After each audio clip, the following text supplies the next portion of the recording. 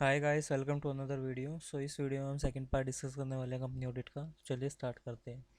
Right a short note on the audit inquiry under the section 143 of the Companies Act. Auditor is required to make an inquiry and the report under the section 143 1 of the Companies Act. He is not satisfied in respect of the following matters. Basically in matters के regarding अगर वो satisfy नहीं है तो inquiry कर सकता है। whether the loans and advances made by the company on the basis of security has been proper secured. Basically अगर लोन्स एंड एडवांसेस लिए गए थे कंपनी के द्वारा जिन बेसिस ऑफ द सिक्योरिटीज़ पर वो प्रॉपरली सिक्योर्ड थी और जिन टर्म्स पर लिए गए थे वो सिक्योर्ड थी, वो बेसिकली प्री जुडिशियल थी इंटरेस्ट ऑफ द कंपनी के। और जो ट्रांजेक्शन्स ऑफ द कंपनी हैं जो रिप्रेजेंट की गई है बुक ऑफ एंट्रीज के थ्रू, वो प्रीजुडिशियल थी इंटरेस्ट ऑफ द कंपनी के रिगार्डिंग। जो कंपनी बेसिकली अगर आपकी इन्वेस्टमेंट कंपनी नहीं है या बैंकिंग कंपनी नहीं है तो जो आपकी एसेट्स हैं कंपनी की उसमें शेयर्स डिवेंचर और अदर सिक्योरिटीज़ हैं वो आपके बेचे गए थे अगर price less than in which they are purchase. अगर ऐसा हुआ था तो इंक्वायरी करेगा क्या जो लोन्स एंड एडवांसेस हैं कंपनी के वो बेसिकली डिपॉजिट शोन किए गए हैं, शोन एज ए डिपॉजिट रखे गए हैं, जो पर्सनल एक्सपेंसेस हैं वो रेवेन्यू अकाउंट में डाले गए हैं। और जो books of documents of the company हैं जिस पे बेसिकली शेयर अलॉटेड किए गए हैं कैश में, और जो कैश है आपका एक्चुअली रिसीव हुआ है अलॉटमेंट्स के रिगार्डिंग। और जो अगर कोई कैश रिसीव नहीं हुआ है आपका अलॉटमेंट्स के रिगार्डिंग तो जो आपकी अकाउंट्स बुक्स हैं बैलेंस शीट है वो करेक्ट है और रेगुलर है, कोई मिसलीड तो नहीं कर रहा है किसी चीज़ के regarding. Question 11, as the auditor comment on the following situations. A Limited has its registered office at the New Delhi. During the current accounting year, it has shifted its corporate head office to Indore. Through it has retained the registrar through it has retained a registered office at the New Delhi. The managing director of the company wants to shift its books of account to Indore from the New Delhi. He feels that there is no legal bar in doing so. Shifting of the books of account. As per the section 128 of the Companies Act, every company shall keep at its register office proper books of account. Her company को अपनी books of accounts रखने पड़ेंगे एक registered office में। It is permissible however for any of the books of account kept at the such place in India as well as the board of director may decide the decision in regard to. Basically कितने books of account आपके रखे जाएंगे India में इसके regarding board of directors आपको decisions देंगे। Company must file within 7 days of decision register of company. जो company है रजिस्ट्रेशन के 7 दिन के अंदर रजिस्ट्रार को ये चीज़ बता देगी और पूरा एड्रेस दे देगी जहाँ पे आपके डॉक्यूमेंट्स रखे गए हैं दूसरे प्लेस पर। Conclusion, in the view of the above reason, a limited maintain its books of account at registered office at the new Delhi. Basically a limited अपने बुक्स ऑफ अकाउंट मेंटेन करेगी रजिस्टर्ड ऑफिस में new Delhi में। The manager director is not allowed to shift is books of account to Indore. Basically manager director को allow नहीं किया गया अपने books of account को शिफ्ट करे हो इंदौर में unless the decision in this behalf is taken by the board of director. अगर बेसिस जब तक बोर्ड ऑफ डायरेक्टर के द्वारा इसके रिगार्डिंग डिसीजन ना लिया जाए। A notice is also given to register of the company. एक नोटिस भी दिया जाएगा रजिस्टर ऑफ द कंपनीज पे जो बेसिकली स्पेसिफाई करेगा टाइम को। जो ऑडिटर है बेसिकली इन्फॉर्म करेगा मैनेजिंग डायरेक्टर को इस कंटिमेशन में कि ये लीगल प्रोविज़न आपका नहीं है। The board of directors of the company have filed a complaint with the Institute of Chartered Accountants of India against their statutory auditor for being failing to attend the annual general meeting of the shareholders in which audited accounts were considered. So, as per the section 146 of the Companies Act, it is the right of the auditor to receive the notices and the other communication relating to any general meeting. ये basically auditor का right है notice और other communication receive करना है किसी भी general meeting में। To be heard at the such meeting, और उस मीटिंग में उसकी सुनवाई हुई हो relating to the matter of this concern, इस मैटर के regarding. However it is a duty of the auditor to attend the same और through the authorise representation. Basically duty है एक ऑडिटर की एक जनरल मीटिंग को अटेंड करना, या तो खुद करे या उसका एक रिप्रेजेंटेटिव करेगा अगर उसको एग्जाम नहीं किया गया मीटिंग से। In instant case board of director of the company have filed a complaint with the Institute of Chartered Accountants against the statutory auditor of their failing to attend the general meeting of the shareholder. Basically इस case में जो board of director ने company ने file की है complain institute of chartered accountant के जो statutory auditor है उसने अटेंड नहीं की जनरल मीटिंग शेयर होल्डर से जिसमें ऑडिटेड के अकाउंट कंसिडर होने थे। In the view of above discussed provision, statutory of the company should attend the general meeting either through the himself or the representative. Basically as per the provision statutory को meeting attend करनी चाहिए थी या तो खुद से या अपने किसी रिप्रेजेंटेटिव के through. Briefly discuss the following with respect to applicable provision under the Companies Act and the rules made here under. Basically in provisions के थ्रू आप बोलोगे maintenance of the cost record, applicability of the cost record and non applicability of the cost record. पहले है maintenance of the cost record. So provision related to the cost record and the audit are covered under the section 148. So companies rules audit conduct under this section shall be addition to the audit conducted under the section 144. Basically audit इसके अंदर जो conduct की जाती है वो basically 134 के अंदर भी होती है।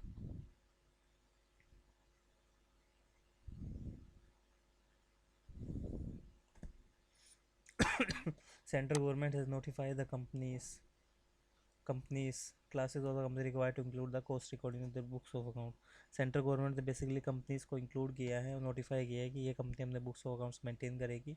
Applicability of the cost record and the maintenance of the books of account, इन पे एप्लीकेबल होंगे आपके कॉस्ट रिकॉर्ड्स और the maintenance of the accounts. Maintenance of the cost record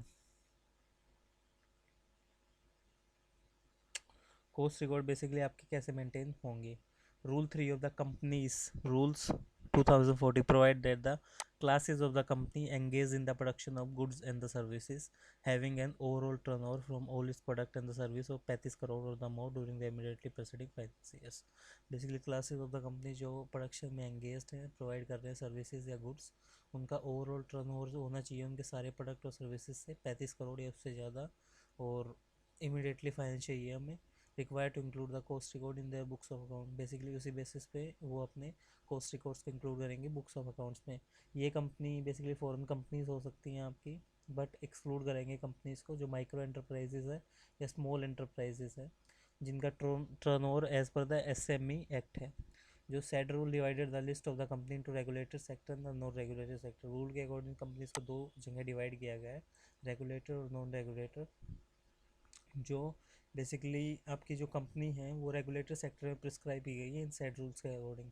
जो रेगुलेटर सेक्टर्स क्या होते हैं आपकी टेलीकम्युनिकेशन सर्विसेज प्रोवाइड कराई जाती है यूजर्स को by the means of transmission on the reception on the science signal and the images.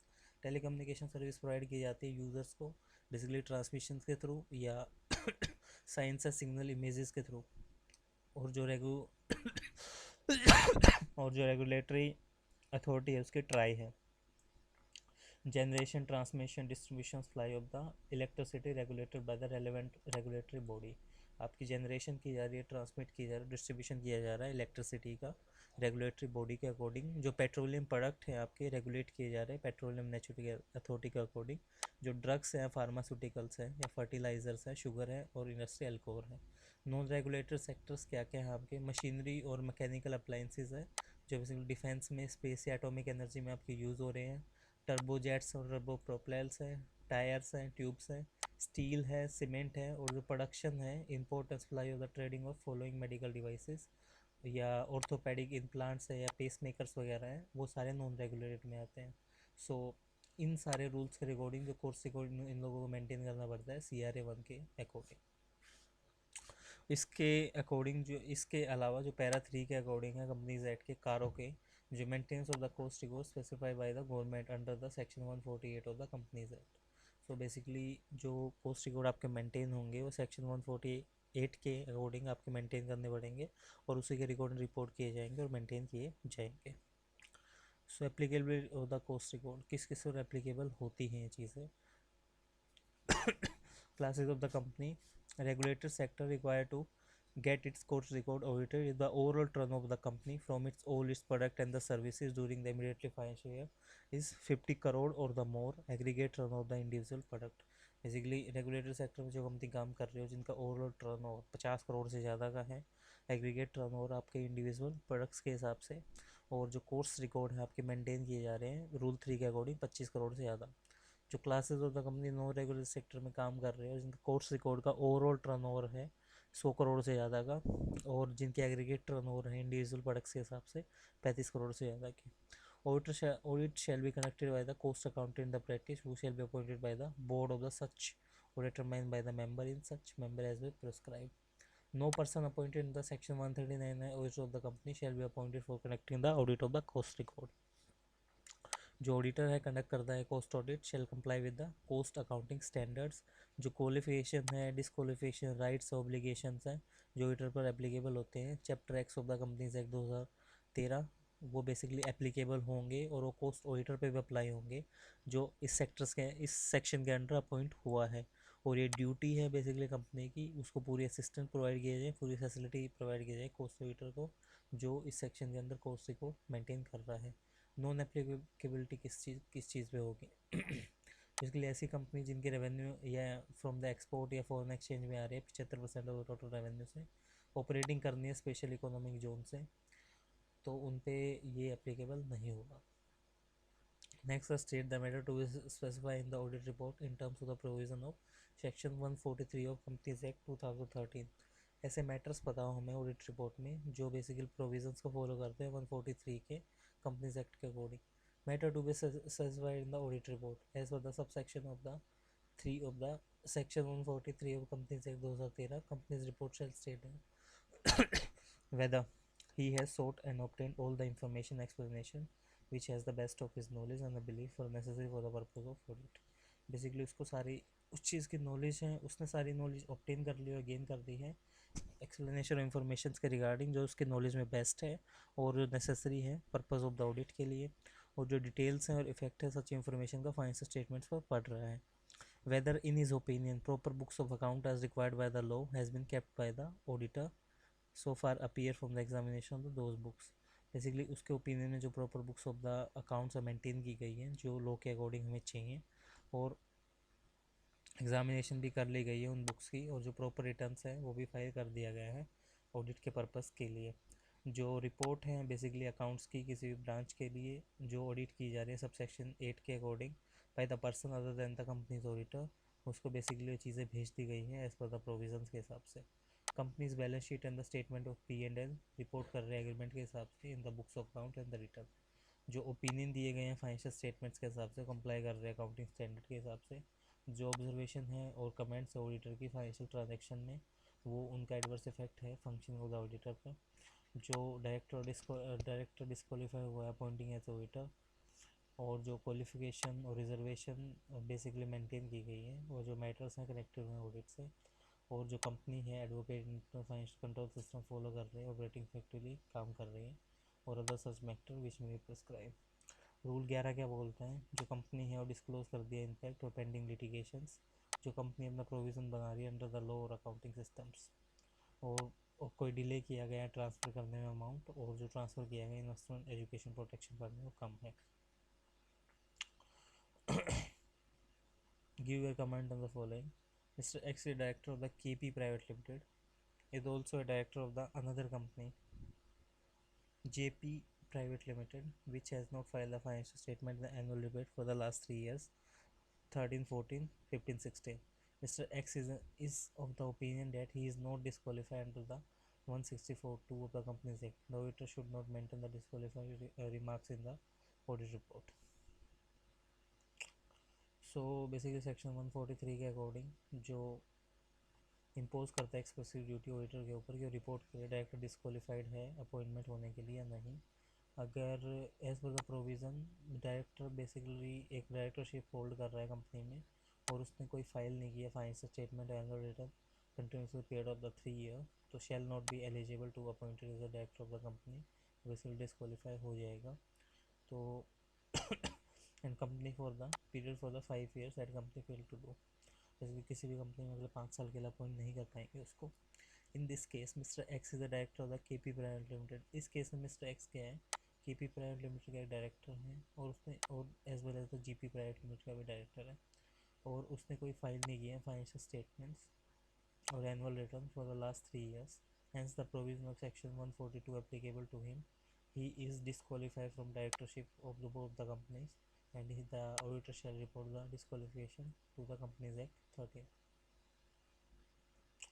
Next क्या है, mister Aditya practising chartered accountant is appointed as tax consultant of the ABC limited in his in which his father, Mr. Sanghvi, is a management director.